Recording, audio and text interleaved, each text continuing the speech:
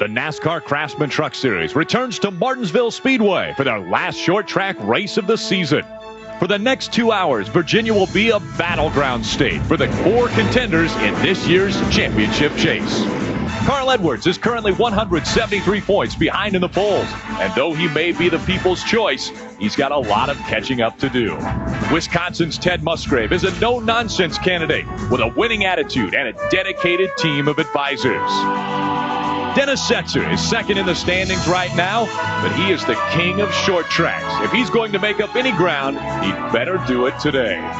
Our current front runner, Bobby Hamilton, has 4 victories under his belt.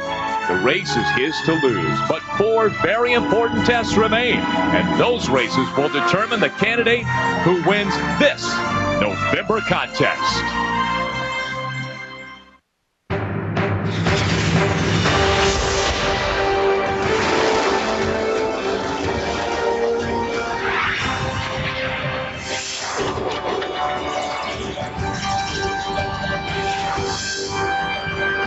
Welcome to Martinsville Speedway for the final short track race of the season.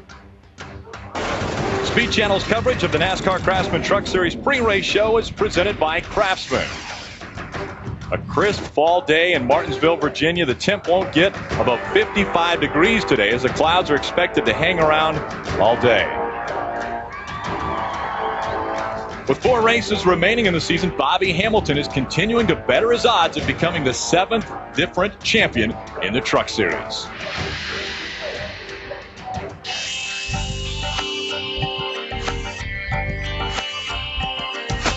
Bobby Hamilton told us that he was not going to points race till he got to 5 races to go. Here we are at 5 races to go. Bobby Hamilton starting at the back. 2 races in a row that he had to go to the very back of the pack. Last time out, he ended up finishing in 5th position. He's made his way up to 13th position, and so Bobby Hamilton reeling in that top spot. Our points leader has moved into the top 10. The Square D Dodge of Bobby Hamilton has moved up to 6th position. And that's going to win a championship. If he's able to do this the remainder of this season, run consistently in the top 10, he is going to be able to win this championship. Well, Bobby Hamilton certainly is the incumbent today as we get ready for Election Day, but you've run Slim Shady in 14 races but didn't bring it this week.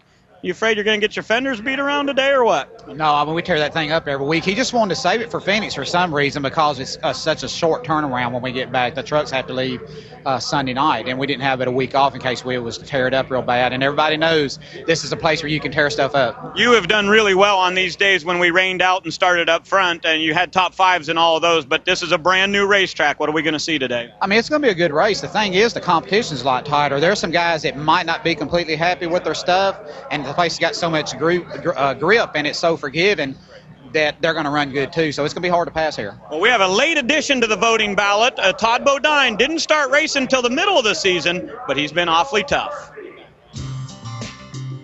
Todd Bodine has a lot of talent. They know what they're doing. They came right out of the box, did a great job. They've been in the top 5, 3 out of the 4 races they've won since they came into the Truck Series. Todd Bodine claimed his first victory in the NASCAR Craftsman Truck Series 2 weeks ago in California. Well, once you taste victory lane, I'm guessing that Todd Bodine has that confidence now that he can take his truck anywhere on the track. Side by side for the lead. Here goes Todd Bodine on the inside of Mike Skinner. And it will be Todd Bodine claiming his first ever victory in the Truck Series. Todd Bodine is looking to make it 2 in a row in the Toyota number 30. Bodine wins at Texas. Todd Bodine enjoying his time in the Truck Series. What a great run. That makes 4 top 5s out of 5 events, 2 wins. Incredible job for this Toyota team. Todd Bodine looks to make it 3 wins in a row today and only his 8th start. Todd, they say Martinsville is a finesse track, that you can't attack it. Knowing that you start 31st today, how do you plan on gaining that track position? Very carefully. It's hard to pass at Martinsville, especially with the new concrete in the corners. It's really put it back to a one-groove track, and it's going to be hard to. Unfortunately, qualifying got rained out, so we're starting 31st with the Tundra, and we got our work cut out for us for sure. Todd Bodine has one previous start at Martinsville. It came in 1995, and he finished 6th that day. We look at the 4 top 10 point standings. Bobby Hamilton continues to dominate in the Truck Series. The big move last week was Ted Musgrave taking away the 3rd position from Carl Edwards with his 6th place finish at Texas Motor Speedway. Hello, everyone. I'm Rick Allen alongside of Phil Parsons and Chad Little. As Todd mentioned, qualifying was canceled yesterday because of inclement weather, and because of that, we will start by owner's points. And Phil, that means Bobby Hamilton gets the pole. Rick, that's going to be a little different view for Bobby Hamilton. As we saw a few moments ago, he started way back the last 2 races and turned both of them into top 5 finishes. Bobby Hamilton is so good at the remaining racetracks. He's won at 3 of the 4 remaining racetracks on the circuit. The only racetrack he hasn't won in a truck is Phoenix, and he won there in an Nextel Cup car. So Bobby Hamilton is primed for this championship hunt. His closest competitors have to hope that he has some sort of catastrophic problems in order for them to gain any ground, and that can happen. Here this spring at Martinsville, he finished 31st with a flat tire. But right now, it's advantage Bobby Hamilton. And back in the spring when he raced here, the track was not as clean and as nicely paved, I guess, as they would say right now, because we just resurfaced this, Chad. That's How's right. that going to affect the strategy of these teams? Well, I think what it does is there's some definite knowns and unknowns. And the unknowns are, what's the tire wear going to be today with this brand new surface? The knowns are, is it's still the same old paperclip racetrack. That's what we call it. You see the concrete in the corners right there, but they did extend that concrete about 100 feet on the exit of both corners. I think that's going to give the inside groove more grip, make it more difficult to pass, as we heard some drivers saying. Now, what's some of the knowns that we know? We know that how difficult this pit road is, getting in the pits, leaving the pits. The corners where the trucks come in and pit, look at that right there. They come in and pit in the corner. It makes finding the pit stalls really difficult, and what it does is when the trucks come in, they come in at an angle. They may have passed parallel parking, they were 16, but today they're not going to look like they passed any parallel parking. An extremely tight Martinsville Speedway and a very difficult track to run on, but this is where the NASCAR Craftsman Truck Series was born. Short track racing, tough trucks, tough racing. The trucks are all in line for our 22nd race of the season for the NASCAR Craftsman Truck Series. Speed Channel's coverage of the Truck Series pre-race show is brought to you by Craftsman, the official tools of NASCAR and the NHRA. AJ, what?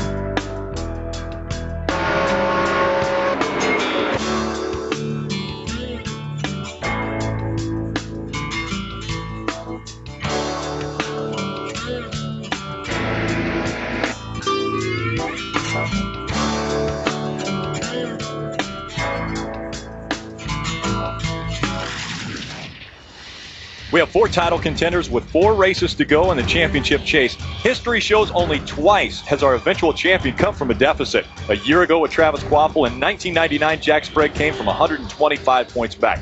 No one has ever come from further back than second with 4 races to go. And currently, in second is Dennis Setzer.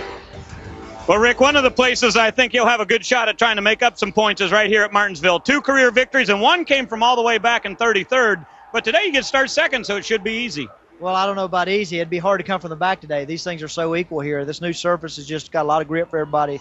Our Silverado's been pretty good all year in practice, so we'll see how it shakes out. These guys tested a truck at Caraway, didn't like it, decided to bring this one. This is a truck that they ran at Charlotte. Now let's check in with Wendy, who's with a guy who's awfully fast. Ted Musgrave jumped up to 3rd in points after last week in Texas, which means you'll start 3rd today, Ted. Now that they've resurfaced the track, how important is track position today? You wouldn't believe it. Watching the happy hour for the Cup Series and stuff, I'm a little concerned that there's no outside groove right now. Maybe the trucks can make one, but right now it's nothing like the Martinsville of the past. So track position, it's going to mean a lot. So, if you're going to points race, you're going to have to stay up near the front and stay clean. Could be a big points day for Ted Musgrave. In his 5 starts at Martinsville, he's only finished better than 10th once. Rick? Thank you, Wendy. The safety issues continue to improve in NASCAR, and because of these improvements, we actually have 2 drivers in today's field that might not have made it back so quickly after a horrific crash 1 week ago. Last week at Texas Motor Speedway, we were witness to a terrible crash when Bill Lester got loose on lap 104 and slid into David Rudiman. Both trucks slammed hard into the wall coming out of turn 4. Lester's truck came to rest on the front stretch, and Rudiman slid all the way to the inside wall along pit row. Thankfully, both Bill Lester and David Rudiman were not injured. In the spring of 2004, the walls at Texas Motor Speedway were outfitted with steel and foam energy reduction barriers, or safer barriers, a revolutionary safety system designed to withstand more than 500,000 pounds of impact. The barriers are designed to spread the impact of the crash along a broader path while bending enough to minimize the race vehicle's sudden deceleration, lessening the impact on the driver. The safer barrier is just one of the many innovations that NASCAR has implemented over the years to protect its drivers during a crash. Along with the Hans device, the safer barrier can be credited with protecting the health of Bill Lester and David Rudiman. The very fact that they will race today can be attributed to those safety innovations. Any driver wants to put a wreck behind them, and it's no different for David Rudiman. David, first of all, we're glad to see you're okay. How sore are you? A lot sorer than I'd like to be, but once I get in a truck, I don't think it's that bad. You know, it's just it's a little tougher than I thought it was going to be, but it's not bad. Just thank the Lord that we had the safety stuff in place, the safer barriers and stuff like that, and so we're here this weekend, get in a race there, and hopefully we'll be okay. Now, during practice yesterday, Rich Bickle did climb in your truck for a short amount of time. He'll be standing by today. Do you think you'll make it the whole race? I know you hope to. Yeah, I don't plan on getting out. So, it's taken me a long time to get to this point where I can be in the truck series, and you hate to, but it's going to be tough. It'll be tough, but my guys are behind me, do a great job, and we'll see if we can stick it out. Here's food for thought. Remember, earlier in the season, Rick Crawford got hurt in Atlanta. He went on the very next week to win at Martinsville. Could be today's day for David Rudiman. Well, Wendy, on the hood of the number 22 is a Husqvarna chainsaw. And, Bill, I believe you're going to have to cut your way through traffic today. You start pretty deep in the field. How can you do it after an incredible wreck like you had last week?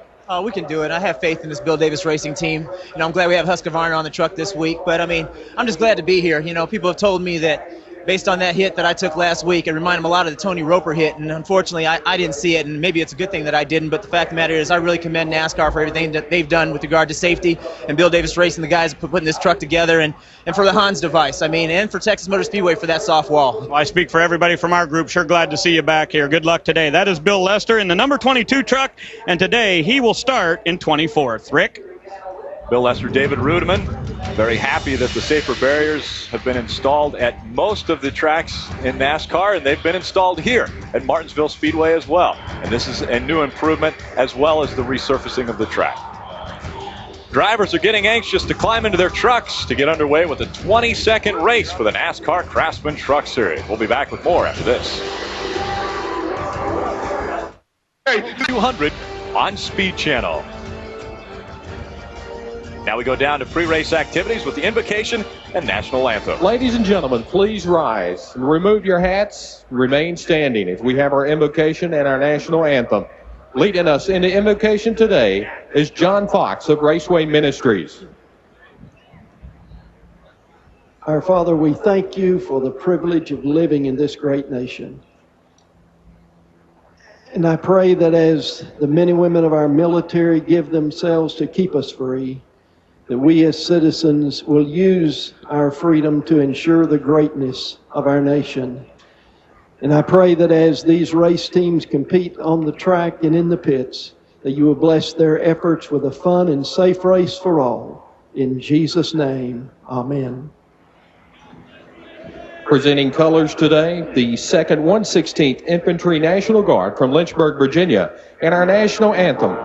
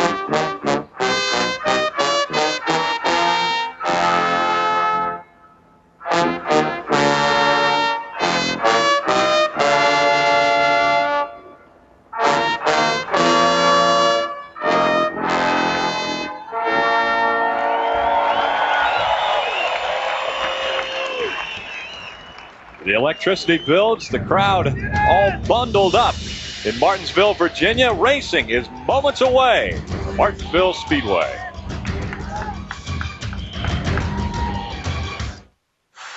It projects a perfectly time going to speedtv.com to sign up for the Craftsman Toolbox giveaway. There's only 2 races remaining that you can choose from, Phoenix and Darlington. And so you're going to want to log on to speedtv.com, try to choose the winner from those 2 remaining races. And if you do, you'll win a toolbox loaded with tools. Who won from last week, Bill? Rick, we had a record number of 2,000 entries, and 63 of those correctly picked Todd Bodine to win. And of those, Lynn Sin of Freeburg, Illinois, was drawn as our winner. Congratulations to Lyle for that victory. And standing by with a guy who really would love a victory at this track, Carl Edwards, Ray Dunlap. Well, thank you, Carl, doing double duty once again. You lost some points last week, big guy. Can you make them up? Is it possible? Oh, yeah, it's always possible, Ray. We've got a great team here. Our Super Chips team's awesome. That just says how competitive this series is, to have a good finish, last week. I think we finished 9th or something and still lose points. And it's going to be a race all the way to Homestead. I'm really looking forward to it. I think we've got a great truck and we can do it. Tell me about this racetrack. What's going to be the key to success today? This racetrack is awesome. They paved it. It's like they just smoothed everything over. It's going to be really fast. I think aerodynamics are going to have a little more of a factor here than they had before. And it's going to be one groove for a long time. It might develop a second groove, but I think you're going to see some bumping and running today. I don't know what aerodynamics we're going to see. Some of these trucks might not have fenders at the end of the day. Now let's check back in with Wendy. Thanks, Ray. Bobby Labonte teams with longtime friend and on-track rival Dennis Setzer in the Chevrolet All-Star program. Bobby, you start 35th. You have a long way to catch up to Dennis today. What is the key to passing now that they've resurfaced the track? Well, I don't think it's going to be the outside groove. It's pretty tough to get out there and really get a lot of grip. We'll see what happens, but I don't think that's going to come around too much. But hopefully we can get our Josh Turner on the hood of our car, our Chevrolet truck. I said car, didn't I? Dang it. Hood of our truck and get our Chevrolet Silverado truck up there and race for a good finish here, maybe a win or something like that. In practice, it was pretty good. Dennis is awful fast, and we'd like to be able to get up there. We got a long ways to go, though. We'll let you slide on that one. It's been a long time since he's been in a truck. Only one previous start in the truck series. It came back in 1996. Ray? Hey, Mike Skinner had the fastest truck in a couple of the practice sessions. Is it good enough to win today, Mike? This thing's been good enough to win for the last 5 races. We just seem to keep on coming up short of luck, but it's awfully good today. I'll tell you, I'm looking forward to this thing, but there's some really good trucks starting in front of us, and we're going to try to have some patience and get to the end of this thing. And if we got anything for them, we'll sure as heck show our hand. You got some special equipment in here, Goat. If you can look right down here, show me this. This is a very special piece of equipment that most drivers don't have. What's that? Well, that's a little nervous energy right there. You chew that chewing gum and you stay out of trouble. We've tried everything luck-wise you can. We got a $50 bill taped in here today. It's Goose's dad's 50th birthday. I want to say happy birthday to him.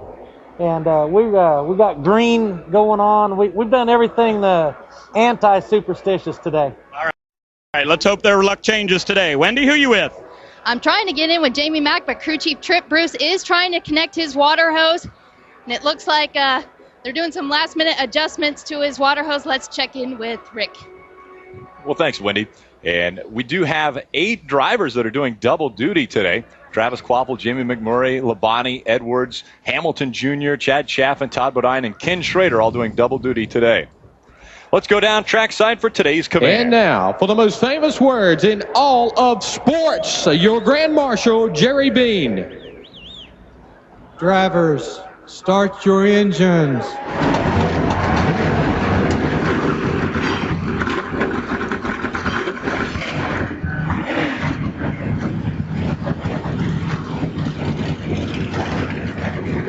The engines are fired up, the drivers are fired up, and the fans are definitely fired up to see short track racing in the NASCAR Craftsman Truck Series. We'll be back with the start of this race right after this. Truck Series Kroger 200 on Speed Channel is brought to you by Craftsman, the official tools of NASCAR and the NHRA. By Federated Auto Parts Stores, professional advice, brand names. And by Chevy, the winningest name in racing, an American revolution. Trucks beginning to roll out onto the track, and they will line up by owner's points We mentioned that qualifying was canceled yesterday because of inclement weather. Let's look at the Domino's starting grid. On the pole, Bobby Hamilton, because of points, sits up front. Dennis Setzer on his outside. 3 wins on this racetrack between those two drivers. Inside road number 2, Ted Musgrave, the fastest truck in happy hour yesterday afternoon. Matt Crafton starting 5th right there. He's looking for a ride next year. Keep your eye on him in the 6th truck. See David Starr, inside road number 4. 6 top 10s of the last 7 starts. It's Travis Quapple at 24, making a Cup start tomorrow. Very fast Penske car tomorrow in the Cup race. Rick Crawford starts on the outside of row 6, and he was the last winner on this track in the spring. Inside road number 8, John Wood, our winner of this very race here last year. There's Terry Cook in the 10 truck. Very fast Ford in practice last night. Tracy Hines has a career best finish of 5th at Mansfield earlier this year. He'll start on the outside of row 10. It's Johnny Benson in the 23 truck. He said his truck was real tight in happy hour, and he was hoping the changes they made this morning were going to correct that. Bobby Hamilton Jr. in the 59 truck. Second quick practice, or second truck start this year in Nashville. He was very fast early in there. Keep an eye on him. Andy Houston makes his first start in the 13 truck outside row number 15. Todd Bodine will start on the outside, or inside, excuse me, of row 16. And so Todd Bodine, our most recent winner, he's looking for 3 in a row at this racetrack. Outside row 17, inside row 18. Ken Schrader, Bobby Labonte, 62 Nextel Cup starts between them. I mentioned 3 in a row at this racetrack. 3 in a row consecutively in the NASCAR Craftsman Truck Series. He's won the past 2 races for us this year. These are the ones that missed the field, and most significant on there, Darrell Waltrip. And the reason that they missed the field is because we went by owner's points and attempts this season, and those trucks did not qualify. Our Craftsman track description for this paperclip half mile. See the banking 12 degrees in the corner. The straightaways are just flat as a pancake. 800 feet straightaways, front and back. It really seems a lot flatter at 12 degrees, doesn't it, Phil? Sure it does. The Craftsman Race Analysis, 36 trucks starting this race, just under $400,000 on the line. You see the pit window, 150, 160 laps. A lot of crew chiefs are talking about making this a one-stop race. Anytime after 50 or 60 laps, they may come in. We're on board with a few drivers. Starting 35th, Bobby Labonte will be piloting the Action 47. There's a Federated Auto Parts Chevrolet of Ken Schrader. He'll be starting back in the 34th position. And Johnny Benson has our inboard camera. We'll keep an eye on him. He did say his truck was tight, so we'll see if they made the right corrections this morning. Also be riding along with the Team AFC Car Quest number 2 of Jamie McMurray. He starts 18th, and he's actually very fast in that truck. There's David Ruderman. Great to see him back in this race after that hard crash last week at Texas. He starts in the 14th position. Let's go back down trackside. Ray Dunlap.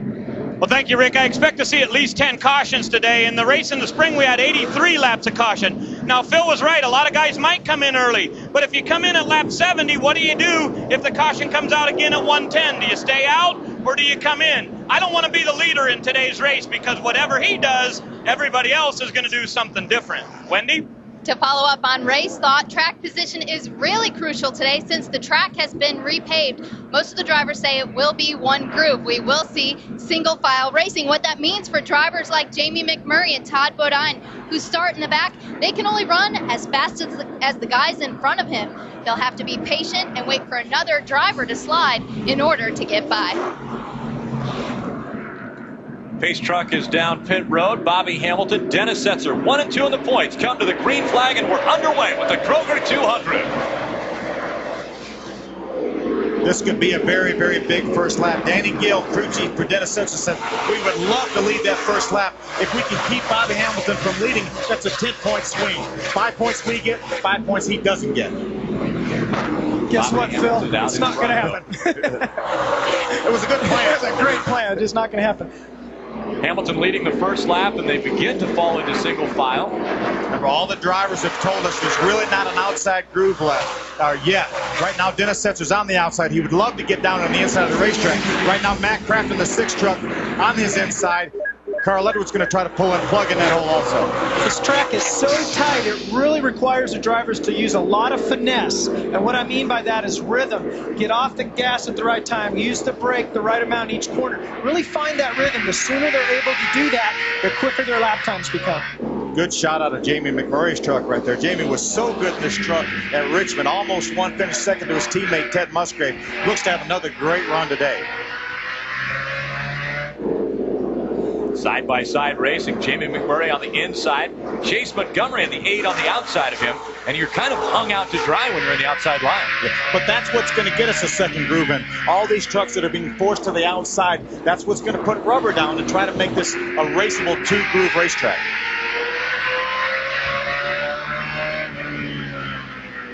I wouldn't be surprised if we see a lot of noses tore up today, as difficult as this racetrack is going to be to pass on.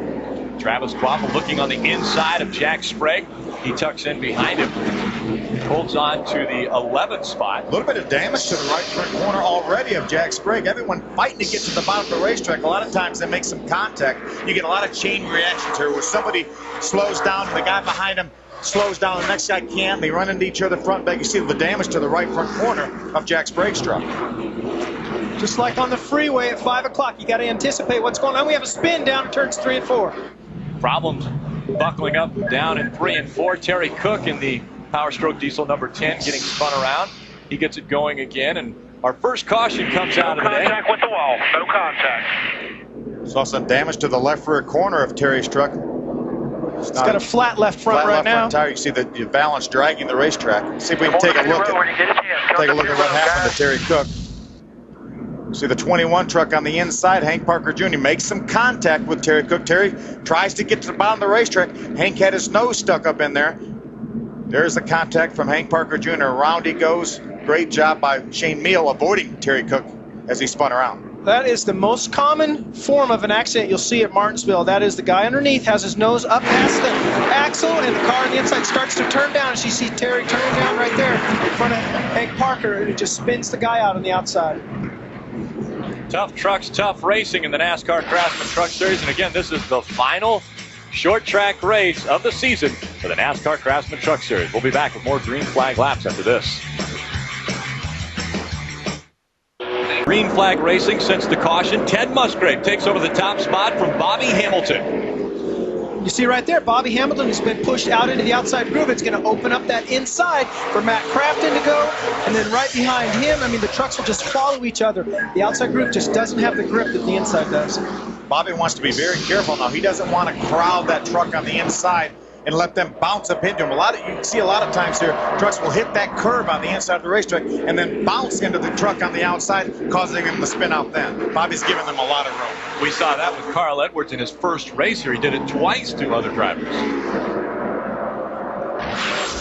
Take a look at the pass by Ted Musgrave. He had the fastest truck in happy hour. See him, got a great run off turn number 2, pulls to the inside. Bobby sees he's there, gives him plenty of room. Ted Musgrave, a lot of the crew chiefs in the garage area said this is the truck to beat. Saw a little contact right there from Matt Crafton and Bobby Hamilton. Probably flattened out the wicker bill on the front fender of Matt Crafton's truck. Ted Musgrave knowing he's got to have a great finish at this race if he has anything for Bobby Hamilton in the championship hunt. Ray, what have you got on Ted? Well, Rick, yesterday in practice, I was very surprised to watch the Mopar crew take the entire rear end housing out of that truck, gear and all, brakes and everything. They took it down, put a different one in. Why? They came here with just a little bit of toe in that rear end and just a little bit, not enough camber. So they took that whole rear end assembly out and put the other one in. And Ted Musgrave picked up a half a second on the racetrack. He said this race truck is the best he's ever had at Martinsville. Wendy? You see Terry Cook's about to go a lap down from Ted Musgrave on that caution on lap 8. He did not have any damage to his truck. He did come down pit road, changed left side tires, went back out on the track, came back in and changed right side, and they were going green when he pulled off pit lane, so a lap down pretty early in the race for Terry Cook. Terry Cook getting hung outside now as the lead trucks are going by. On the inside of him, that's Dennis Setzer in the 46. It looks as though Bobby Hamilton might be being very cautious in this race right now. Well, very cautious. I think we've got a good shot of Tracy Hines, the 88 truck. We got a report that he made some contact with the outside wall. That's Bobby Labonte's onboard camera. See the 88.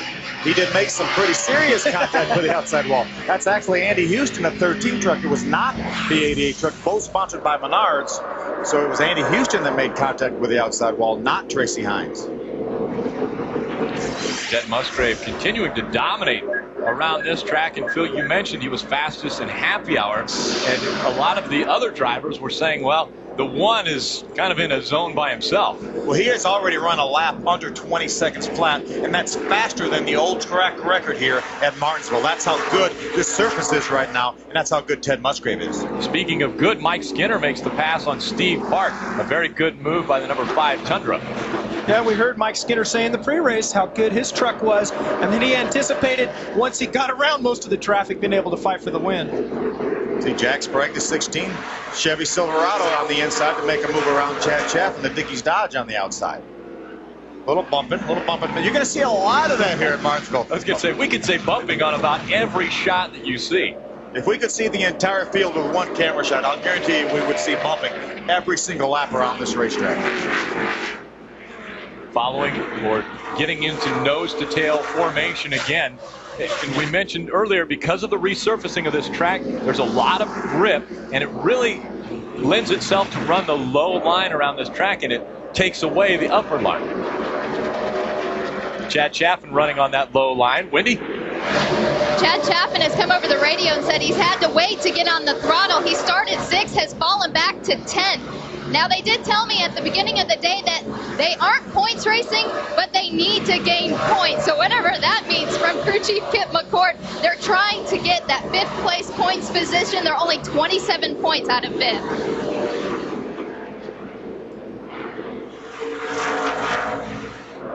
Ted Musgrave out in front after 24 laps have been completed of the 200 in Martinsville. Right along with David Rudeman. Rudeman holding on to the 14th position.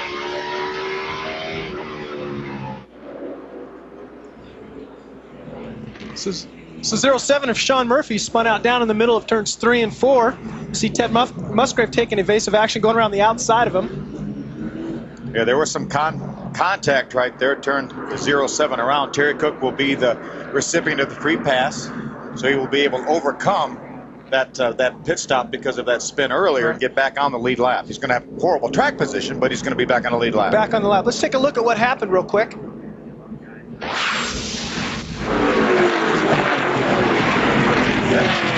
That was actually his teammate, the 08, that got into the 07 and turned him around, Bill Manful.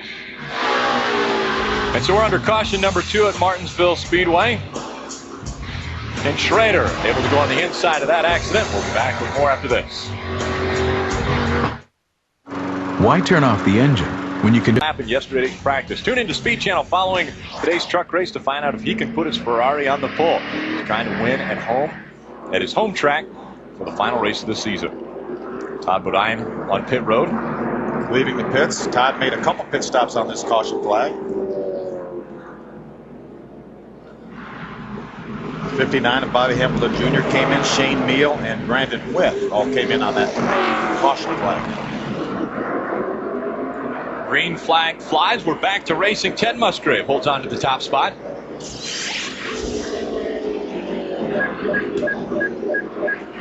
We're getting a report that Shane Meal, who was already being shown 1 lap down, ran the stop sign at the end of pit road, so he's going to be brought back in for a pass-through penalty, which will undoubtedly cost him another lap. So he will be 2 laps down once he gets back off pit road. That hurts. Ray? Well, guys, I'm really not sure how he lost that last lap because he came down pit road and changed just right side tires. He had been very tight, so they thought they had a bad set. Then he came back around and came in for left side tires. You should be able to do that in easy enough time to get back out ahead of the pace car, or pace truck, but he just wasn't able to do it. So somehow loses another lap here in the pits. We're hearing from NASCAR that he had a wrench that they left in the truck when he changed the tires on the first stop. And obviously you cannot go back out onto the track with equipment. Yeah, there's Shane Meal right there. He is now 2 laps down. He's only able to go 30 miles an hour while their trucks are out on the track racing at 120. So he loses a lap by having to make a drive-through penalty. Oh, Steve Park getting into the back of Jack Sprague, and Sprague will spin around. Park gets into the back, but John Wood gets collected up in that as well. That was a payback. It looked like maybe the 16 and the 62 made contact at the other end of the racetrack. They got down in this corner. Steve said, hey, I didn't like that. I'm going to let you know I didn't like it. And he hit Jack hard enough to turn him around. Then the unfortunate part is it also got the 50 truck involved. you know, this is one of the racetracks where you really have to keep your tempers checked. You got to check them in the closet before the race starts. It's really easy. You make so much incidental contact during the race that you have to be careful, and just, there's the contact that happened the first time, and Steve Park said, I really didn't appreciate it.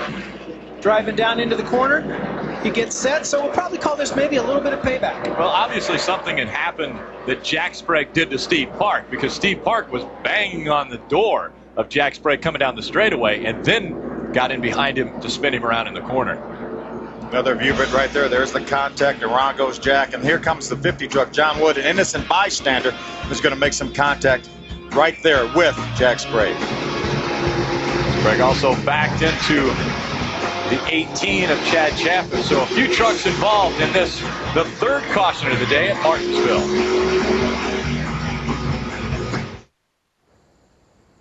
Wish I could go to California. Why don't you? Speed Channel's popular show Pitbulls live tonight at 6:30 p.m. Join Steve Burns from the traveling stage truck with some of NASCAR's newspaper and magazine writers for their take on the NASCAR series. It's all NASCAR talk, and these guys will let their thoughts and opinions fly on the hottest topics. Tonight, live 6:30 p.m. on Speed Channel.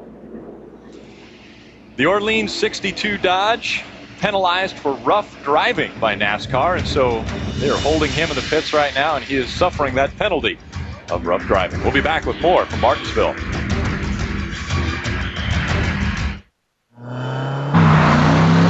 Speed Channel, we're under caution number 3, and the reason for that is because had a little rough driving going on. We saw the 16 and the 62 make some contact. Here the 16's on the inside. He runs into the side of Steve a little bit.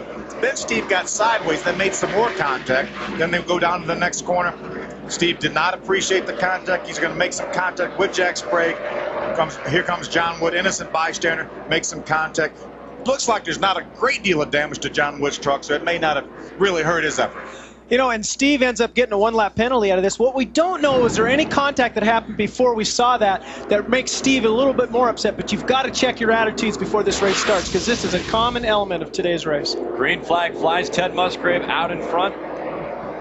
Right behind him, that's Matt Crafton, Chevy Silverado number 6, 36. Whoa, look at Bobby Hamilton getting very wide around 1 and 2. Well, Bobby thought that David Starr was going to be there because he was right in that position as he started to turn in. I think Bobby was being a little extra careful, then lost grip when he turned in at the different angle. Yeah, I don't think there was any contact between the 75 of David Starr and the 4 of Bobby Hamilton. Bobby just gave him enough extra room, but got up in the marbles. That's the loose rubber that comes off these tires as they wear the tires off. And he got up in the marbles, slid up to the high side. That allowed Mike Skinner to get by. Let's take another look at what happened here with the 4 and the 75. You see David on the inside. He's going to drive down the corner.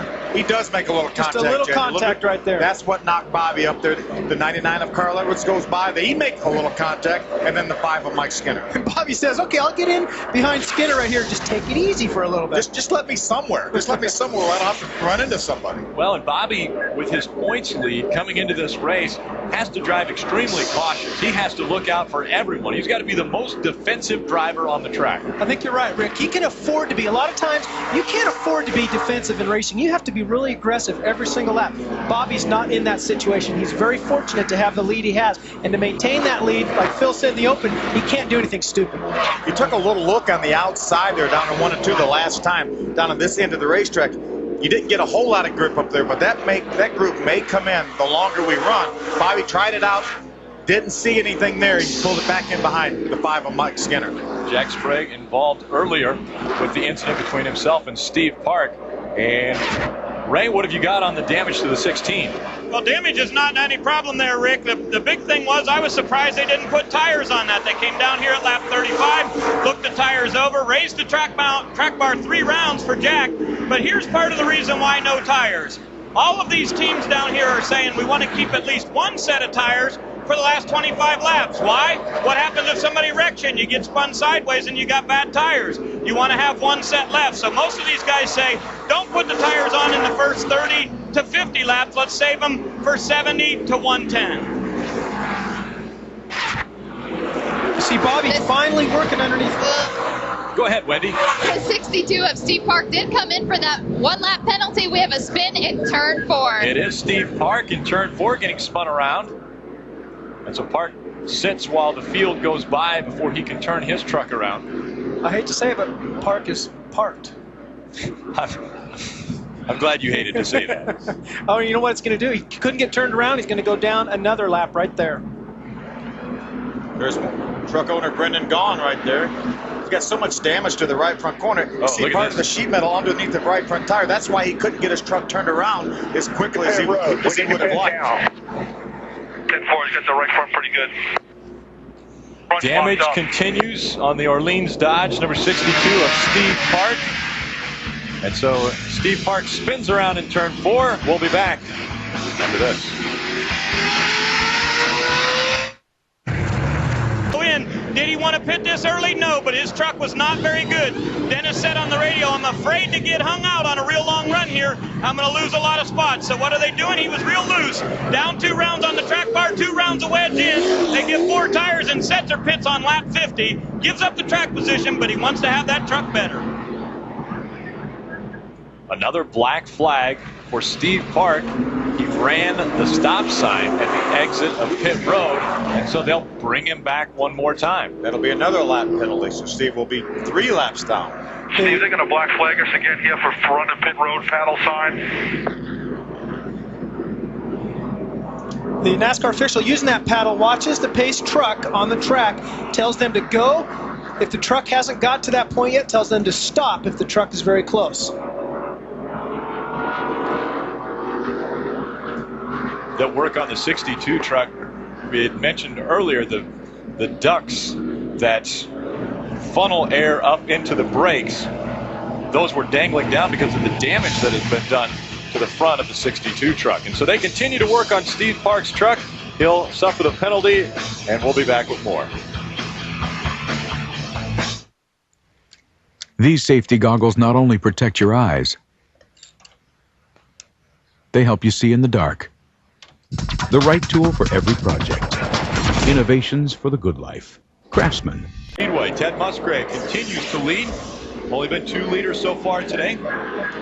Bobby Hamilton led the first portion of the race, and Ted Musgrave took away the top spot and has not relinquished it yet.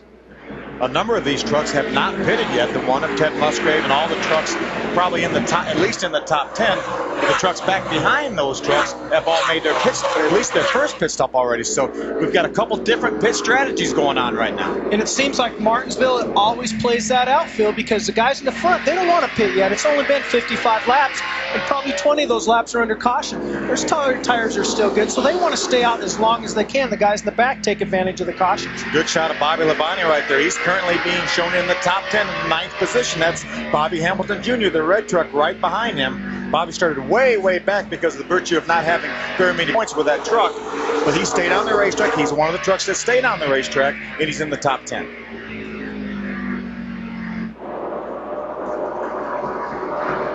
Bobby Hamilton tucked in behind the Super Chips 99 of Carl Edwards, and very tight racing there. Looks like Bobby Hamilton might have said, hey, Carl, it's time for you to move out of the way. Here I come. You know, we talked about Bobby being a little defensive. That right there wasn't defensive. He's really on a move at that time, and that's a textbook pass right here. And we have a spin. Problem. Chase Montgomery down turns 1 and 2. Right in the center of turns 1 and 2. He gets spun around and has some damage to the back of that truck. Significant damage. Yeah, flat left rear tire. Obviously, the tire's almost off the wheel. Chase was running pretty well early. Looks like he might have just had a flat left rear tire. I'm sorry. So Philly was probably trying to get into the pits. He was slow, running on the high side. The tire started to come off the rim and got jammed in between the wheel and the body. It made some contact with the soft walls. We call them soft walls. They're still pretty hard, but they're very hard. But they sure do minimize the impact that a driver feels, and a truck for that matter. A lot of damage to the 8 truck. There was also a lot of damage to the 62 truck that they've been working on. We saw earlier team owner, partial team owner, and Nextel Cup driver Brendan Gaughan working on that truck. He's standing by with Wendy Norris. Steve Park first got a 1-lap penalty for rough driving. Then when he came down pit road after that spin in turn 4, he was held. Black flag for crossing the stop sign at the end of pit road. Brendan, how frustrating is this for you and your team and Steve? Well, Jimmy Smith's still always hitting me. You know, I mean, the 2 dumped us. They're claiming we dumped the 16, so, you know, they need to be fair about that and do the same thing. They need to penalize 2, but Orleans Dodge just had some rough luck with Park, man. He's a hell of a race car driver, and we're only, I think, 2 laps down or 3 laps down, and I'll tell you what, he's going to beat and bang to get back on the lead lap because he's good enough, and we got a top 5 Dodge today. Brendan Gaughan never at a loss for words. Rick?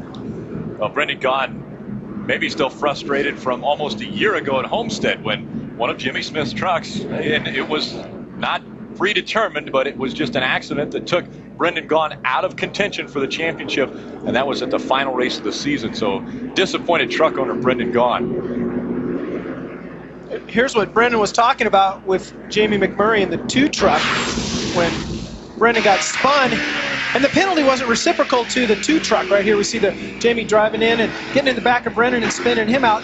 Spinning Steve Park out. Brendan expected a penalty from NASCAR on Jimmy Smith's 2 truck, which did not happen. So it is a lot of frustrating things go on, especially at a tight racetrack.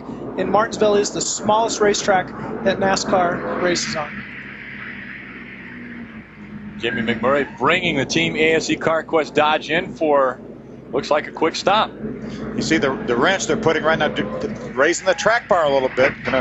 Going to try to free that truck up a little bit. He's probably a little bit tight in the center of the corner. They want to free it up. He put sticker tires on all the way around. Bobby Labonte also gave up a top 10 finish, or top 10 running position to come in the pits. Bobby's already left his pit. Wendy? The 47 of Bobby Labonte did come in. He was moving up through the field pretty quickly, but they did decide to come in on this caution because they feel they can make it the rest of the way. They were a little loose in, like you said, Phil, tight in the center. They put a rubber in the right rear and wedged 1 round out of the left rear for the 47 of Bobby Labonte. Bobby Labonte heading back out onto the track, and we'll be back with more Green Flag Racing after these messages.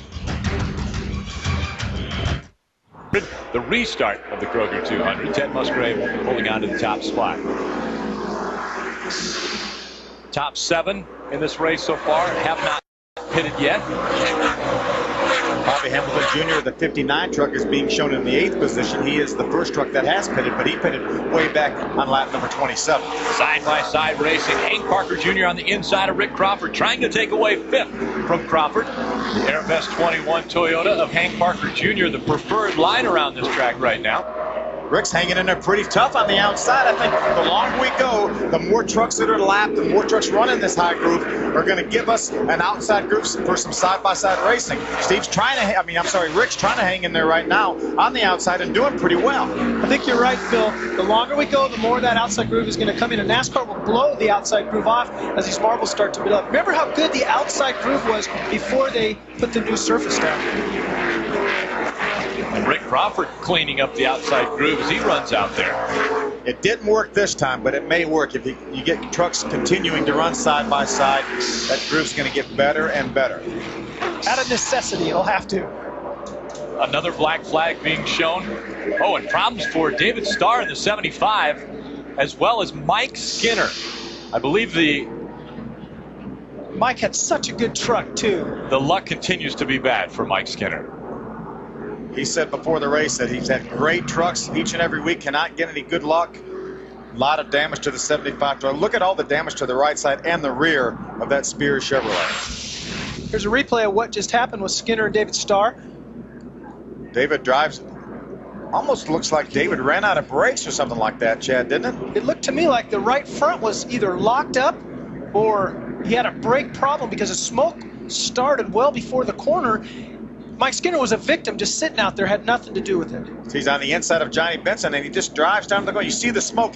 It's almost looks like he didn't even hit the brakes. Makes hard contact with Mike Skinner, puts him in the outside wall, and then David backs into the outside wall. A lot of damage to both of those trucks. We'll have to follow up and see if there was a brake problem, because that is what it looked like, that he just didn't have any brakes as he went down into that corner. We talked earlier about Steve Park's brake ducts hanging down. Well, that's what a brake duct looks like. I think that came off of Mike Skinner's truck as he made his way around the racetrack after contact with the outside wall. We've got Bobby Hamilton, our point leader, on pit road. Hamilton 4. Square D Dodge making his way to the first pit stall, which will be around the turn 1 and 2 corner. It's almost at the exit of pit road, and so he'll have to maintain 30 miles an hour until he gets to his pit stall. And he'll come in and have service on the Square D Dodge. Ray? Well, Rick, pretty much the same thing as Dennis Setzer had said earlier. He said, we think we may go for a long green here, so let's work on this thing. You'll notice there is some damage to the left rear fender there, so they want to try to work on that. 4 tires for Bobby. Having this very first pit stall on the end of pit road can be an advantage because it allows you just a little bit extra time to work on it. But they get him back to the track right now, wondering if he'll pit one more time for repairs on that fender. Yeah, Ray, Ray's exactly right. That is an advantage, having to pick the first pit stall. That is the preferred spot to pick. And we also noticed Bobby didn't do any chassis adjustments, so his truck must be handling perfectly. These guys are assigned pits by how they qualify, which is rained out, so they did it by points. He picked the very first stall. David Starr having troubles with his 75 Spears Manufacturing Chevrolet, brought it behind the wall. They work on that, and the reason for all of that damage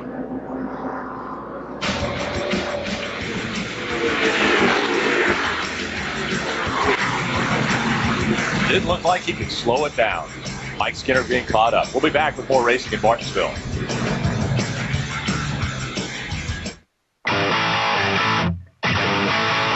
Come on! Speed News, the most comprehensive motorsports industry and consumer news and information program on TV. Speed News provides highlights and results from motorsports events worldwide. That's tonight, 7 Eastern, only on Speed Channel. Ray standing by with David Starr. Well, Rick, it appears that it was the right front brake caliper locked up here on the Spears Chevrolet. It was not a hung throttle. I looked over the carburetor there and also the air cleaner, no problem there, but it just appears that it was the right front brake. They are going to replace the caliper here and the rotor. And, really, there's a lot of cosmetic damage to this truck, but it doesn't look like any problem to the steering components or anything like that. So they are doing some cosmetic repair, getting the bed taped down and everything, going to get some new tires on this thing, try to get back in this race. And the reason for all of this damage.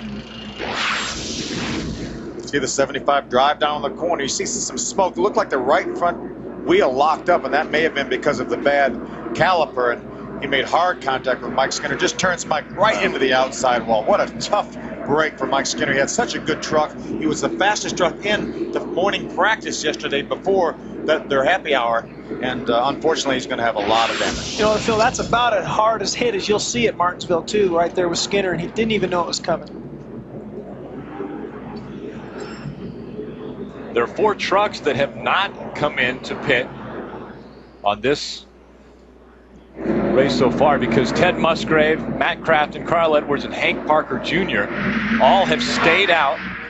You see Steve Park flying by, trying to get up. He's a couple laps down, and so he's catching up to the back of the 67.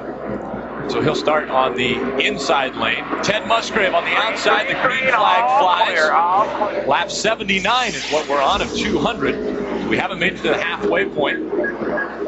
I think this would mean that the top 4 trucks right now are going to have a one pit stop strategy, it looks like. We're almost 80 laps into this race. If we get a caution, well, I think the next caution flag, even if it comes out in 5 laps, I think we'll see those 4 trucks on pit road, and they may make this a one-stop race. Some of the other trucks that pitted on lap 50 and before, I think we may see make a 2-stop strategy out of this race. Yeah, I think you're right, Phil. The only thing I would change that is if there's a caution, if they're, say, with 30 or 40 laps to go in the race, then they would come in and take their last set of tires. Chad, that's not going to happen for the trucks up front. There are going to be too many trucks on the lead lap. There's no way that they can pass that many trucks. You may see some of the trucks at the tail end of the lead lap, maybe the trucks from 15th on back pit, but not the trucks running up in the top 5. They're not going to give up track position with 25 or 30 laps to go. It's too hard to pass. 119 laps remaining in this. We still have 28 trucks on the lead lap. And so there are a lot of trucks up there, and that is a lot of track position that they would have to make up if they were to come in late in this race. John Wood won this race last year by adopting a two-stop strategy.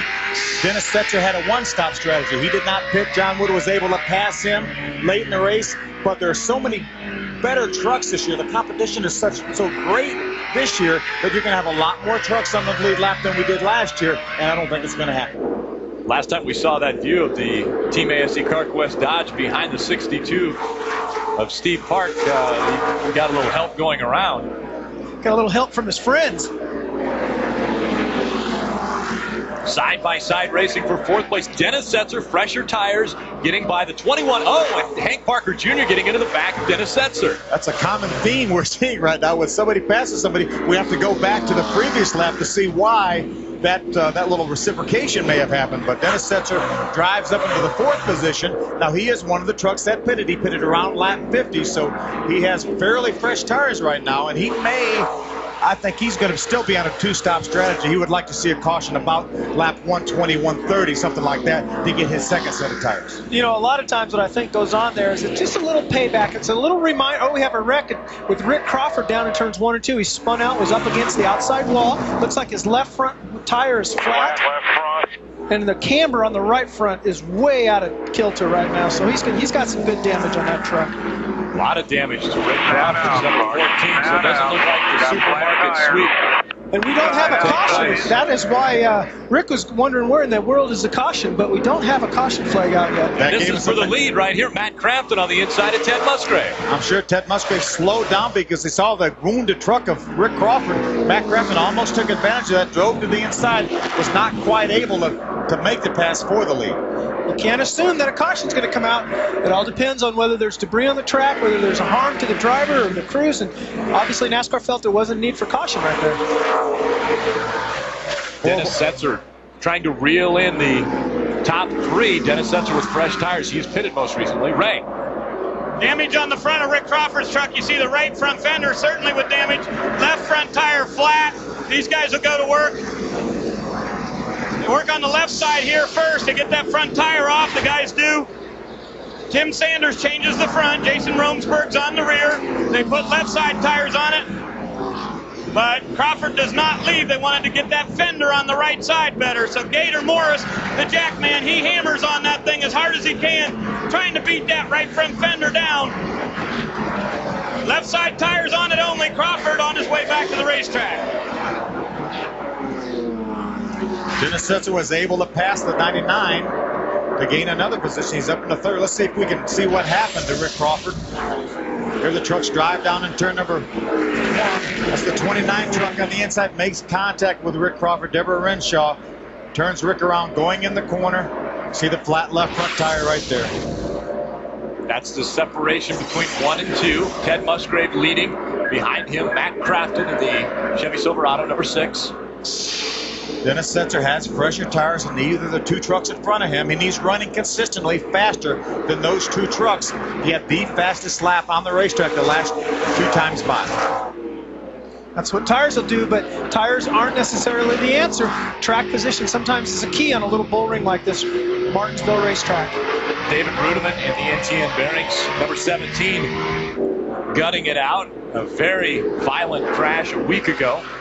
And he talked about how he was sore, but he's running very well as we get to the halfway point of today's race. There's Johnny Benson, the 23 Toyota, right in front of him. A great second-place run last week at Texas for Johnny. He's been in the top 5, top 10 every week almost from the time he got in this 23 truck for Bill Davis. And how difficult coming back from an accident.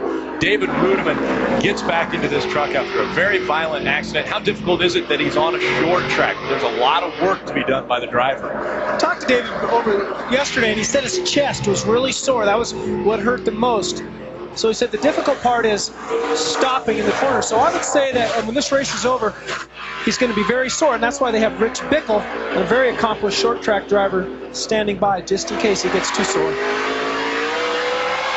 We're riding along with Johnny Benson, looking back at David Rudeman. Jamie McMurray in the Team ASC CarQuest Dodge, number 2, just in front of fellow Cup driver Bobby Labonte in the Axiom 47. It's a battle for about the 13th position right there. Jamie has 13th, Bobby Labonte 14th.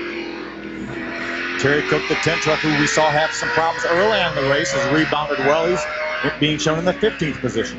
We see the race kind of settling down now, you guys. It's been about 30 laps since a caution, probably about the longest green flag runs we've had so far, and yet nobody's been able to really challenge the 4 guys who haven't pitted.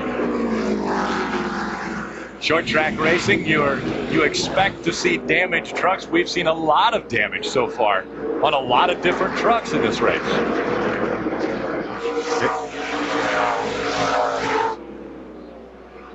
David Rudeman holding on to 8th position as the line forms behind him. Ted Musgrave continues to lead in Martinsville.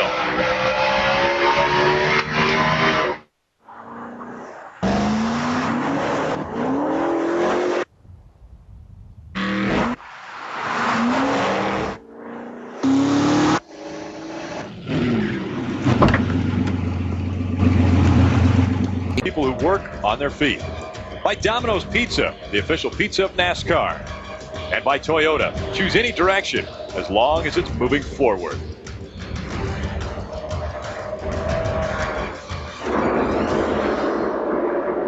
Ted Musgrave putting Chase Montgomery another lap down.